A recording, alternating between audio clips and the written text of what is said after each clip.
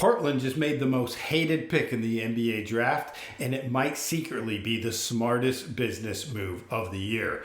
When I saw the Portland TrailBlazers pick Yang Hansen with the 16th pick in the draft, I nearly spit out my yerba mate. Not because he's bad, but because I already knew exactly how the fans were going to react. People were furious. Reddit lit up, Twitter melted, and honestly, I get it. Most mock drafts didn't even have this guy going anywhere in the first round. So it felt like another classic Blazers move. But hold on for just a second, because this might not be about basketball at all. This might be about money, really big money. Today, we're going to break down why drafting Yang Hansen might be less about stats and more about strategy, and how this one decision could unlock tens of millions of dollars a year for the franchise and potentially add hundreds of millions in value before the Blazers are sold. So let's start here. The NBA isn't just a league. It's a global product. And one of the biggest pieces of that global pie is China. Back when Yao Ming played for the Rockets, they didn't just get a 7'6" center. They got a national icon. Chinese fans tuned into every Rockets game. Jerseys sold like crazy. Chinese companies lined up to sponsor the team, and Houston's franchise valuation soared. And now, Cronin might be trying to recreate that playbook, but this time in Portland. Yang Hansen is Chinese, young, charismatic, and if he plays even decently, we're talking 10 points or 6 rebounds a night, the floodgates could open. Let's walk through the numbers here because this isn't a pipe dream. This is economics. So let's start with just jersey sales. Jeremy Lin, when he hit Linsanity in New York, became a top-selling jersey worldwide. We're talking tens of millions in merch sales in just a couple months. Yang Hansen could do the same if he gets hot and China backs him. A breakout year could easily generate 20 to 40 million in jersey and gear sales alone.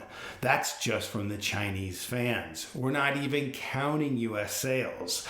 Now, what about the broadcasting? The NBA's media rights in China are worth close to $1 billion a year. That's 10% of the league's entire global revenue, just from one country. If Yang becomes China's next basketball darling, the Blazers suddenly become must-watch TV in China. Even a 5% boost in Chinese viewership could mean 10 to 15 million a year in added exposure and revenue. And that's just from screen time. Now add in endorsements. Chinese companies love partnering with NBA talent. Li Ning gave Dwayne Wade a $10 million deal. Anta, Tencent, Huawei all have paid big money to connect with rising stars. If Yang hits, expect 5 to 15 million in global and local sponsorship money every year, and it gets better. If Yang resonates even half as well as Yao did, the franchise value of the Blazers could jump by $200 to $500 million just like that. Because a team with global appeal, especially in a market as big as China, becomes a very attractive asset to buyers. And guess what? The Blazers are rumored to be up for sale soon. So if you're the GM and you know a sale is coming, what's more valuable to your potential buyer? A 22-year-old role player or a pipeline into a billion-dollar market? It's a bet, no question. If Yang busts, the fans were right and it's just another swing and miss by Portland. But if he succeeds, even modestly, the payoff could be insane. Think about this. 30 million from jerseys, 15 million from broadcast deals, 10 million from sponsorships, and a $500 million bump in team value, all from one draft pick.